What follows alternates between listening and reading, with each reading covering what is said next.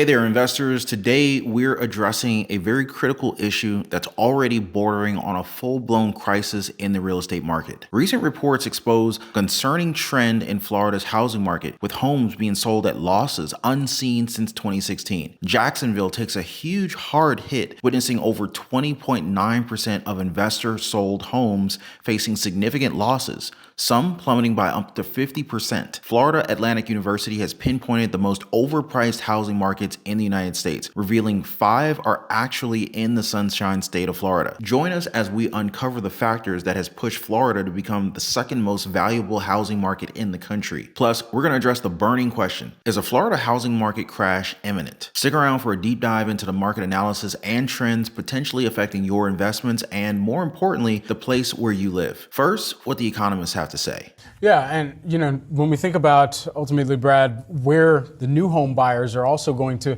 be playing a role in this, according to this most recent reading, first-time home buyers were responsible for 31% of sales in November, up from 28%. And this also comes with a larger reading that we've been looking through on the inflationary picture that shows shelter costs are still the leading driver as of right now. And so all that considered, where will we eventually be seeing some of that kind of pullback? And I mean, a lot of this, because it's baked in, is going to be kind of longer run and a stickier side of inflation. So what is the expectation from the consumer side and the confidence that you'd be tracking there? Yeah, I think the prices, the consumer inflation in house prices is likely to continue coming down for quite some time, actually.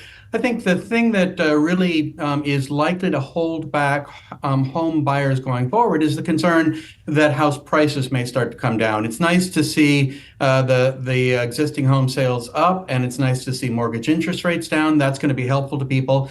But what's really a problem is not just how high house prices are right now, but also the possibility that they may come down over the next couple of years. They may sound cool and collected, but these very same experts, I bet they're already bailing out of real estate markets like Florida. You heard what they said. Prices are going to come down in the next couple of years. And that may be why we're seeing this exodus of investors pulling out of real estate. And honestly, part of me is kind of glad. A home was never supposed to be a short-term money-making investment, but a place to live long-term and raise a family. The problem is that the employment security has become non-existent, and people cannot be sure that they can be in one place for very long. Other life-changing events that have recently happened have changed housing plans for many people, along with putting off marriage and a family. You guys with me on that? That's why you have to watch out for these so-called real estate gurus online. I'm not trying to name names here, but I think you know the kind of YouTube personalities I'm talking about. They're the kind who are in favor of people not owning anything so that they can rent from people like them for high rents that just keep going up and up every single year, more than what it would cost to actually own a home. Honestly, this is the kind of greed that's not healthy anymore, especially when they choose to gouge people, including elderly people on fixed incomes like Social Security. You know what I mean, guys? And I think this is part of the reason behind this recent disturbing trend, which is homes being sold at a loss in numbers that we haven't seen since 2016. Yep.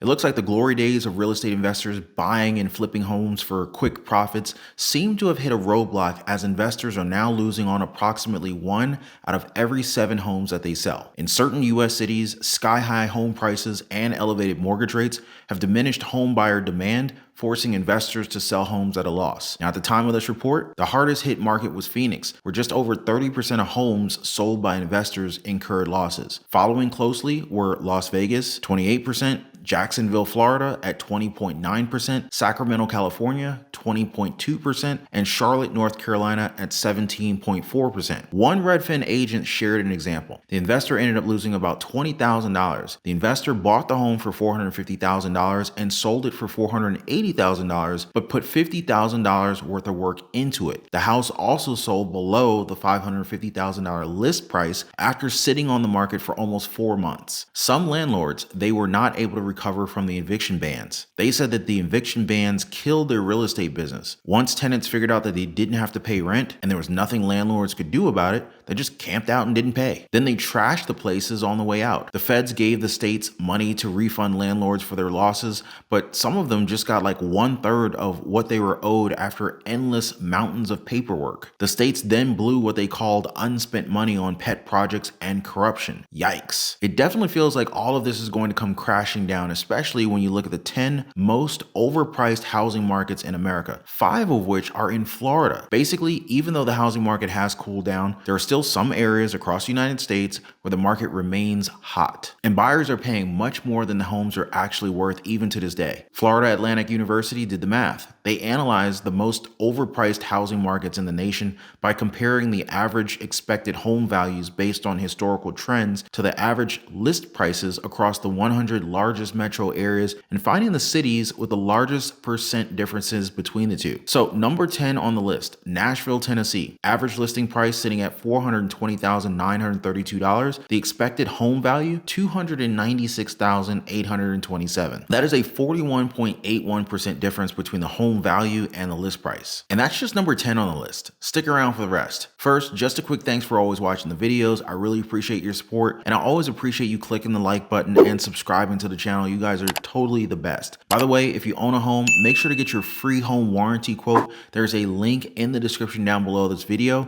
It only takes about 10 seconds. You'll be glad you did. So number 9 on the list. This is actually the first one from Florida, Tampa. The average listing price, $361,065, and the expected home value is $252,643. The difference between the home value and the list price is 42.9%. Number 8, Deltona, Florida, with an average listing price of $334,978 and expected home value of $233,050. That puts the difference between home value and the list price at 43%. Number 7, Detroit, Michigan, sitting at 43.97%. Number 6, Palm Bay, Florida, 44.99%. Lakeland, Florida, 46.16%. Number 4, Memphis, Tennessee, 46.18%. Number 3, Charlotte, North Carolina, 47.76%. Number 2, Cape Coral, Florida, 49.67%. Now that's 5 cities in the most overpriced list coming all from Florida. The number 1 on the list, Atlanta, Georgia. The average listing price is $357,677. The expected home value is $236,627. The difference between the home value and the list price is a whopping 51.16%. Now, what about you guys? Is this situation the same in your area? I think more than the numbers and the prices here, it's the fact that 5 of the most overpriced cities are in Florida that captured my attention here. That's half the list, all in Florida. And just recently, Florida became America's second most valuable housing market.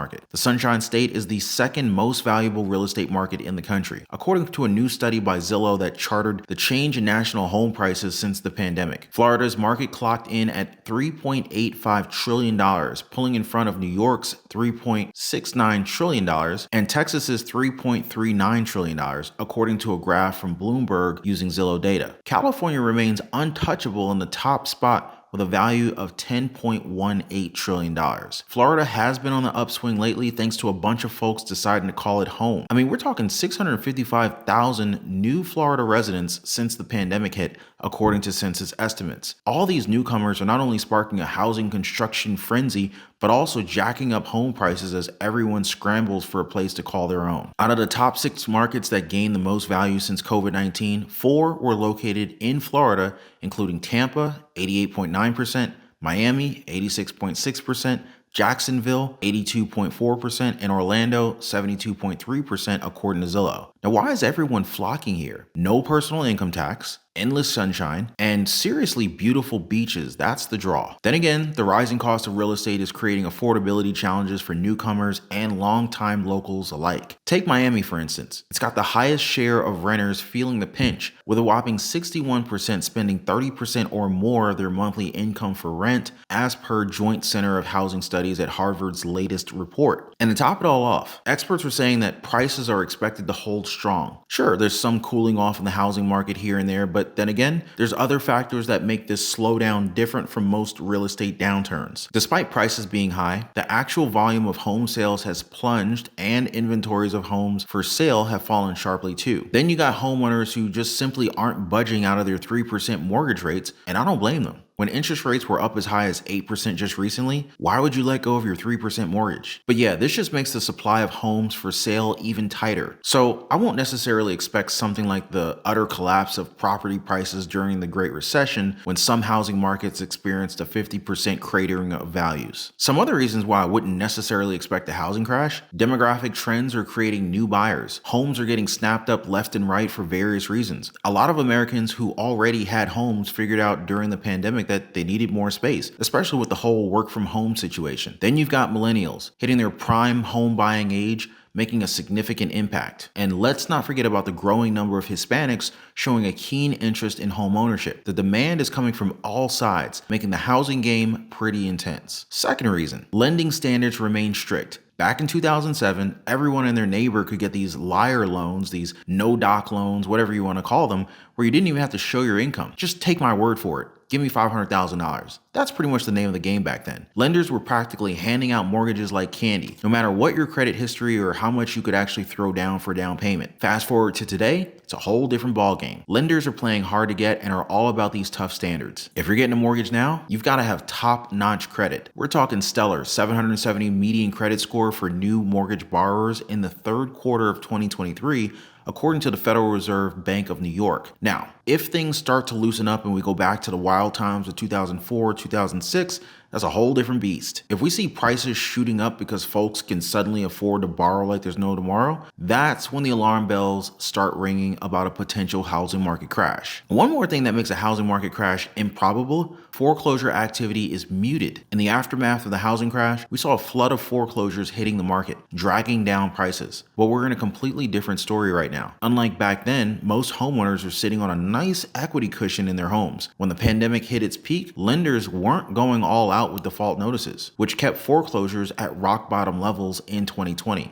Sure, there's been a bit of a rise in foreclosures since then, but it's nowhere near the scale we saw before. So the consensus is this: yeah, sure, home prices are still stretching the limits of what's affordable. But no, we're not looking at a boom bust scenario this time around. What do you guys think? Let me know the housing situation in your area and we can pick this up in another video. I'm already hard at work on the next one. More hard-hitting analysis and financial insights to come. I'll see you guys there.